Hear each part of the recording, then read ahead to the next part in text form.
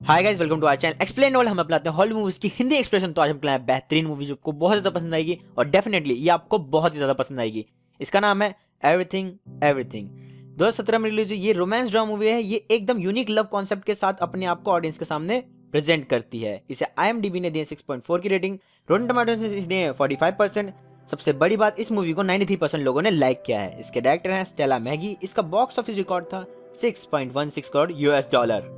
इस बहुत ही बेहतरीन लव स्टोरी की कास्ट है अमेंडा स्टैनबर्ग जिन्होंने रोल प्ले किया मैडेलाइन का, निक रॉबिन्सन ने रोल प्ले किया ऑली ब्राइट का, अनिका नोनी रोज ने रोल प्ले किया डॉक्टर पोलाइन मॉम ऑफ मैडी का, एना दे ला रेगुरेसा ने रोल प्ले किया कार्ला का, टायलर रिक्सन ने रोल प्ले किया क्यारा का।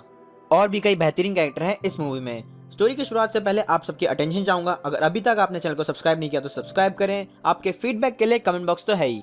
मैं आशा करूंगा आपको स्टोरी पसंद आए। So let's begin the story. कहानी की शुरुआत होती है मैडी से। वो अपने रूम में बैठी हुई है और बाहर की तरफ देख रही है।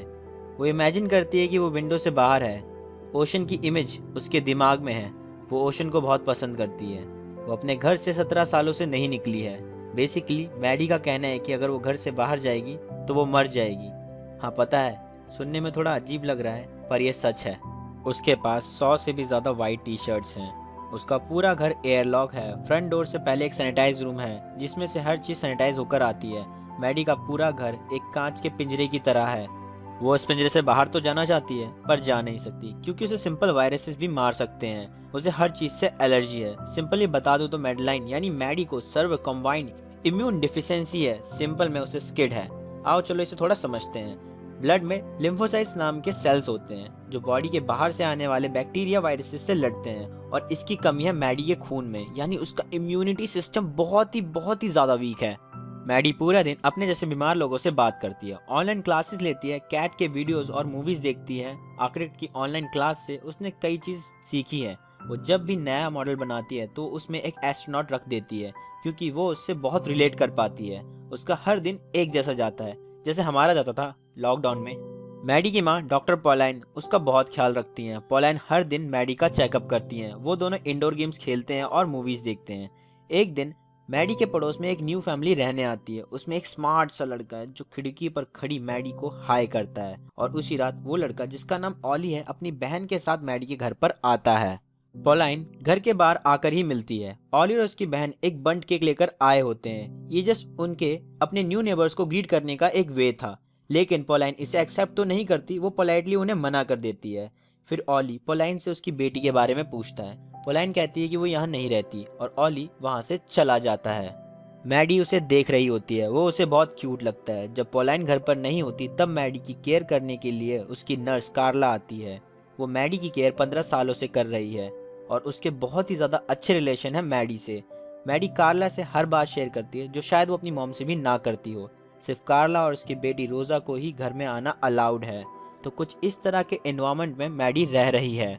फिर एक रात जब मैडलाइन अपने किसी काम में बिजी थी तब ऑली अपनी विंडो से मैडी की विंडो पर किसी न किसी तरह का सिग्नल देकर उसे बुलाता है।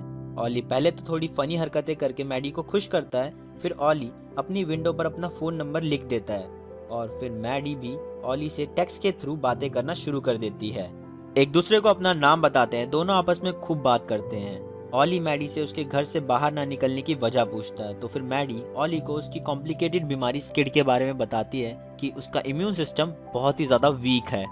ऑली समझ जाता है। बातों बातों में वो दोनों एक दूसरे को लेकर बहुत क्यूरियस हो जाते हैं। एक दूसरे को लेकर उनके मन में कई सारे सवाल होते हैं जो कि वो पूछते भी हैं। इन्हीं बातों में ऑली रिवील करता है कि उसके और उसकी फैमिली के रिलेशन उसके डैड के साथ अच्छे नहीं है। ये बहुत ही सेंसिटिव टॉपिक है ऑली के लिए। बाद में मैडी अपनी फीलिंग्स कार्ला को बताती है। मैडी के मन में ऑली के लिए इतनी जल्दी फीलिंग्स इसलिए आ गई थी क्योंकि वो 18 साल की हो गई थी। उसके अभी तक के जीवन में उसने ऐसा कुछ फील नहीं किया था और उसका ऐसा कोई दोस्त भी नहीं बना था जिससे वो खूब सारी बातें करे और उसे डीपली समझे। कार्ला ये देखकर बहुत खुश थी क्योंकि इससे मैडी की हालत में सुधार आ रहा था। मैडी कार्ला से पूछती है कि जब मॉम घर पर ना हो तो क्या वो ऑली को बुला सकते हैं। कार्ला ये सुन के शॉक हो जाती है और मना कर देती है। वो मैडी की लाइफ को डेंजर में नहीं डालना चाहती थी और अगर मैडी की मॉम को पता चल जाता तो वो कार्ला को जॉब से भी निकाल सकती थी। उसी दिन कार्ला की बेटी रोजा आती है मैडी से मिलने। मैडी रोजा को भी इस बारे में बताती है। कार्ला और रोजा वहां से चले जाते हैं। उसी रात मैडी की बड़ी सी ग्लास विंडो के आगे ऑली आकर खड़ा हो जाता है।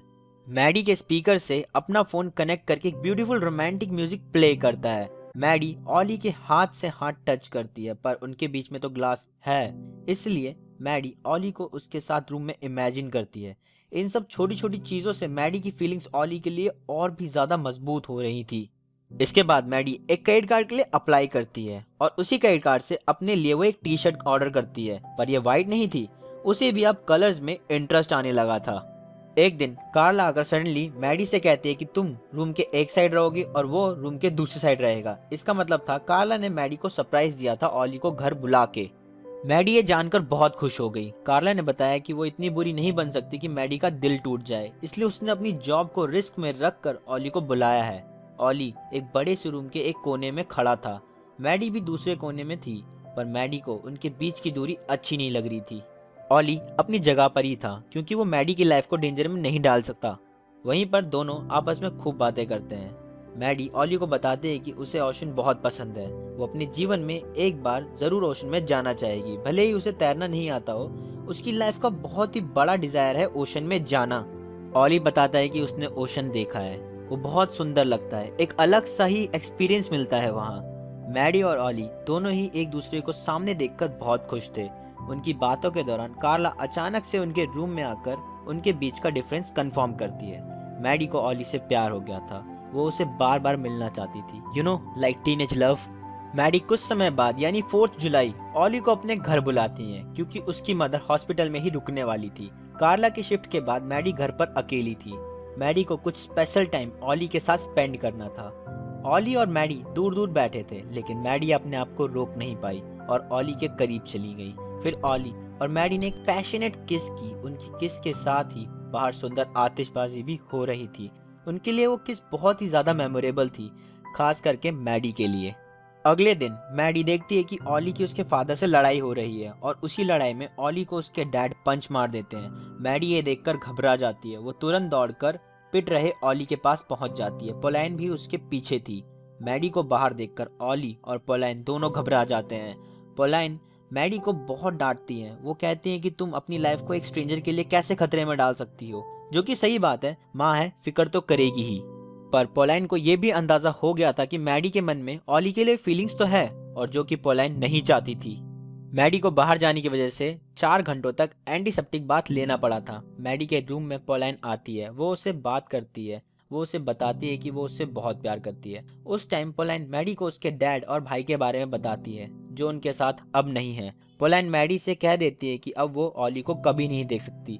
ये कहकर ऑली का हैंड बैंड मैडी के हाथों में देकर चली जाती है। इसका मतलब पोलैन को पता चल गया था कि ऑली घर के अंदर आया था। फिर जब मैडी सुबह उठती है तो उसे घर में लड़ाई झगड़े का शोर सुनाई देता है। मैडी जाकर देखती है तो उसकी मॉम कार्ला को डांट रही थी। कार्ला ने पोलैन का ट्रस्ट तोड़ा था ऑली को घर में बुला के। पोलैन कार्ला को फायर कर देती है। कार्ला मैडी से गले मिलती है और वहां से चली जाती है। कार्ला और मैडी दोनों बहुत दुखी थे। कार्ला के तुरंत जाने के बाद ही मैडी की तबीयत बहुत खराब हो जाती है। मैडी अपने रूम की विंडो से ऑली के रूम की विंडो की तरफ देखती है। ऑली बहुत ही ज्यादा परेशान था मैडी को लेकर। वो उससे फोन के थ्रू बात करने की कोशिश करता है, पर पोलैन ने मैडी का फोन उससे ले लिया है और इंटरनेट कनेक्शन भी लॉक कर दिया है। पोलैन ने मैडी के ऑली से कम्युनिकेट करने के सारे ऑप्शन खत्म कर दिए हैं। मैडी के लिए एक नई नर्स अपॉइंट की है, जो कि पोलैन की गैर मौजूदगी में मैडी पर नजर रखती है। वो नर्स बहुत ही ज्यादा स्ट्रिक्ट है। कुछ दिनों बाद पोलैन थोड़ी नर्म हुई और उसने मैडी को उसका फोन लौटा दिया, पर इंटरनेट सिर्फ लिमिटेड टाइम के लिए दिया। पोलैन ने मैडी को बताया कि उसका और ऑली का साथ में कोई फ्यूचर नहीं है। मैडी अपनी मॉम की इस बात को एक्सेप्ट करती है। वो ऑली के टेक्स्ट मैसेजेस, फोन कॉल को इग्नोर मारना शुरू करती है, पर इग्नोर कर नहीं पाती। ऑली से बात करके ऑली उसे ये एहसास दिलाता है कि उनका फ्यूचर साथ में है अगर वो चाहे तो, और सिर्फ मैडी ही ऑली की लाइफ में है। मैडी जब अपनी बड़ी सी ग्लास विंडो की तरफ देखती है, तब वहाँ पर ऑली ने हर तरह के ओशन की फोटो लगा रखी थी और लिखा था कि मैडी, हर ओशन डिजर्व करता है कि तुम उसे देखो। मैडी ऑली के इतने एफर्ट्स देखकर स्माइल करती है। मैडी को अब समझ आ गया था कि समय आ गया है अपने डिसीजंस को अपने हाथों में लेने का। वो अपनी मॉम को एक बाय नोट लिखती है। मैडी के पास जो ऑनलाइन क्रेडिट कार्ड था, उससे वो हवाई की 2 टिकट्स खरीदती है। ऑली को अपने साथ चलने के लिए कन्विंस कर लेती है। मैडी अपने बचे कुछ जीवन को उस बंद घर में नहीं जीना चाहती थी। उसे भी नॉर्मल लोगों की तरह जीना था। मैडी घर के बाहर कदम रखती है और ऑली के साथ एयरपोर्ट की तरफ बढ़ती है। ऑली रास्ते में अपनी सिस्टर कायरा को फोन करके बता देता है कि वो 2-4 दिनों में घर आ जाएगा, तब तक वो मॉम का ख्याल रखे और कोई कुछ पूछे तो कुछ ना बताए। हवाई पहुंचकर मैडी की आंखों में एक नई सी चमक थी। जब वो ओशन को दूर से देखती है तो उसकी खुशी 7वें आसमान पर थी। दूसरी तरफ पोलाइन को मैडी का लेटर मिलता है। पोलाइन पुलिस को मैडी को ढूंढने के लिए कहती है।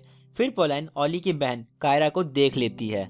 पोलाइन कायरा से ऑली और मैडी के बारे में पूछती है कि वो दोनों कहाँ हैं, कुछ पता है तो बता दे, लेकिन कायरा साफ मना कर देती है कि उसे कुछ नहीं पता। उसे नहीं पता कि उसका भाई कहाँ है और कब वापस आएगा।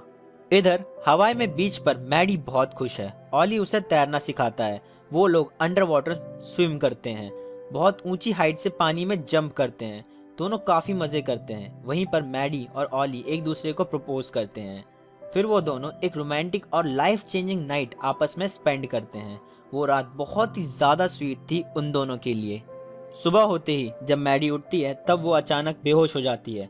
ऑली तुरंत उसे हॉस्पिटल ले आता है। फिर जब मैडी की आंखें खुलती हैं तो वो अपने आप को खुद के बेडरूम में पाती है। देखने से लग रहा था कि वो बहुत बीमार है। थोड़ा ठीक होने के बाद मैडी ऑली को मना कर देती है कि वो इस रिलेशनशिप को आगे नहीं बढ़ा सकते। मैडी इस प्यार में अब ऐसी कोई गलती नहीं करना चाहती थी जिससे बाद में सबको तकलीफ हो। वो ऑली के टेक्स्ट मैसेजेस को इग्नोर मारना शुरू कर देती है।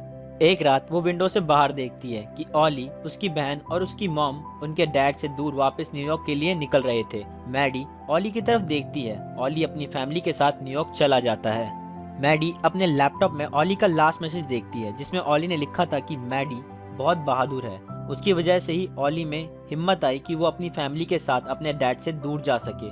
ऑली ने लास्ट गुड बाय कहा था पर मैडी तो उसे गुड बाय भी नहीं बोल पाई। फिर मैडी उदास रहने लगी। एक दिन डॉक्टर का कॉल आता है हवाई के उस हॉस्पिटल से जिसमें वो एडमिट थी। वो डॉक्टर मैडी को उसकी रिपोर्ट्स को लेकर अपडेट देते हैं। वो बताते हैं कि तुम्हारे इम्यून सिस्टम बहुत वीक है। मैडी बताती है कि उसे स्किड है। डॉक्टर का कहना था कि मैडी को स्किड नहीं था, वरना वो तो सरवाइव ही नहीं कर पाती। ये सुन के मैडी शॉक हो जाती है और इंटरनेट पर इसके बारे में जानकारी ढूंढती है। मैडी अपनी मॉम की फाइल्स भी चेक करती है पर उसमें भी उसे स्किड से रिलेटेड कुछ नहीं मिलता। उसे तो खुद के नाम की एक फाइल नहीं मिलती। पोलाइन भी वहाँ पर आ जाती है और वो मैडी के सवालों का जवाब नहीं दे पाती तो मैडी घर से बाहर आ जाती है। बाहर आकर पोलाइन रोते हुए बोलती है कि मैडी घर के अंदर चलो, मैं तुम्हें खोना नहीं चाहती। तब मैडी को रियलाइज होता है कि उसकी मॉम उसकी पूरी लाइफ उसे अंधेरे में रखती है कि उसे स्किड जैसी बीमारी है जो कि कभी थी ही नहीं। ये समझने के बाद मैडी वहाँ से दुखी होकर भाग जाती है। ये एक लाइफ चेंजिंग डिसीजन था जो मैडी ने लिया था। फिर मैडी बाहर से फोन करके कार्ला को बुला लेती है और उसके घर रहने चली जाती है। इसके बाद मैडी किसी डॉक्टर से चेकअप कराती है और कंफर्म करती है। डॉक्टर भी बोल देता है कि मैडी को स्किड नहीं है और इसका इम्यून सिस्टम इसलिए वीक है क्योंकि वो अंडर डेवलपमेंट में है। वो इतने लंबे समय से बाहर नहीं निकली थी, इसलिए उसका इम्यून सिस्टम घर के एनवायरनमेंट के अनुसार ही था। पर अचानक से बाहर आने पर उसका इम्यून सिस्टम इतनी जल्दी बाहर के एनवायरनमेंट को एक्सेप्ट नहीं कर पाया, इसलिए वो हवाई में बेहोश हो गई थी। और रही बात मैडी के बीमार पड़ने की, तो हेल्दी लोग भी बीमार पड़ते हैं, इसमें कोई डाउट नहीं है। मैडी के सारे सवालों के जवाब उसे मिल गए थे। जब वो कार्ला के घर वापस आती है तो वहाँ पर पोलाइन मैडी का वेट कर रही होती है। पोलाइन मैडी को बताती है कि वो अपने हस्बैंड और बेटे को कार एक्सीडेंट में खोने के बाद सिर्फ मैडी ही उसके जीने की वजह थी, जिसे वो किसी भी हालत में उससे दूर नहीं जाने देना चाहती थी, इसलिए उसने ऐसा किया। फिर मैडी भी अपनी मॉम की हालत को समझ जाती है। वो अपनी मॉम को माफ कर देती है। इसके बाद मैडी उस तरफ बढ़ने लगती है जो उसने अभी तक बहुत मिस किया। वो न्यूयॉर्क चली जाती है ऑली से मिलने। वो उसे एक बुक स्टोर में बुलाती है। ऑली उसके सारे टेक्स्ट मैसेजेस को देखकर वहां आ जाता है। वो दोनों फिर से मिलते हैं। एट द लास्ट वो दोनों एक दूसरे को एक पैशनेट किस करते हैं और न्यूयॉर्क की भीड़ में एक दूसरे का हाथ पकड़े हुए नजर आते हैं। Happy ending, the end. ये बहुत ही बेहतरीन लव स्टोरी थी, यूनिक कॉन्सेप्ट के साथ। अगर आपको ये मूवी देखनी है तो ये अवेलेबल है नेटफ्लिक्स पर। आई होप कि आपको स्टोरी पसंद आई हो। वीडियो पसंद आए तो वीडियो को लाइक करना। वीडियो से रिलेटेड कोई भी क्वेश्चन या फीडबैक हो तो कमेंट बॉक्स तो यही। और हाँ, अपनी फेवरेट मूवीज के एक्सप्लेनेशन के लिए देखते रहिए एक्सप्लेन वर्ल्ड को। सब्सक्राइब कर दो यार। और हाँ, मैं मिलूंगा आपसे नेक्स्ट बेस्ट स्टोरी के साथ। तब तक के लिए बाय बाय, सायोनारा।